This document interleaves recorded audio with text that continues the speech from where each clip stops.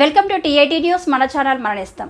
11వ డివిజన్లో విస్తృత ప్రచారం. రామగుండం ఎమ్మెల్యే మక్కన్ సింగ్ రాజ్ ఠాకూర్ ఆదేశాల మేరకు పార్లమెంటు ఎన్నికల ప్రచారంలో భాగంగా కాంగ్రెస్ ప్రభుత్వం ప్రవేశపెట్టిన పథకాలను ప్రజలకు చేరవేస్తూ పెద్దపల్లి పార్లమెంటు అభ్యర్థి గడ్డం వంశీకృష్ణని భారీ మెజారిటీతో గెలిపించాలని 11వ డివిజన్లో corporator and youth Congress state secretary పెద్దలి తేజస్వి ప్రకాష్ ఆధ్వర్యంలో ప్రచారం చేయడం జరిగింది. ఈ కార్యక్రమానికి ముఖ్య అతిథిగా ఎమ్మెల్యే మక్కన్ సింగ్ రాజ్ ఠాకూర్ సతీమణి మనాలి ఠాగూర్ హాజరై మన పార్లమెంటు అభ్యర్థి గడ్డం వంశీకృష్ణను భారీ మెజారిటీతో గెలిపించాలని కోరారు. అనంతరం ఇంటింటికి వెళ్లి డోర్ స్టిక్కర్స్ అంటిస్తూ కరపత్రాలు ఇస్తూ ప్రచారం చేయడం జరిగింది.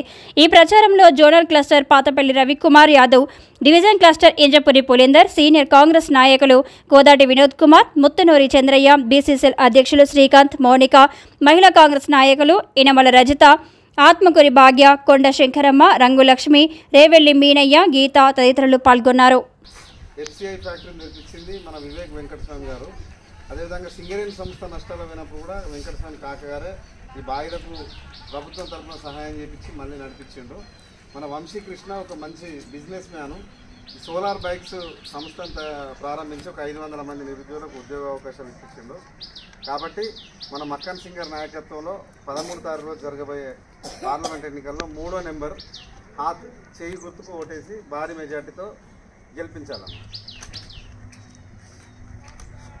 జై కాంగ్రెస్.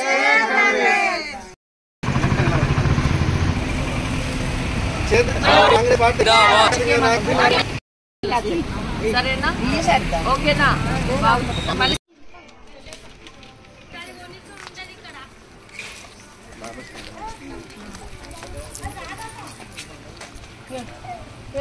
వంశీ కాక వాళ్ళు కాక తెలుసు కదా మనందరికీ. కాక వాళ్ళ కాక వెంకటస్వామి వాళ్ళ మనవాడు.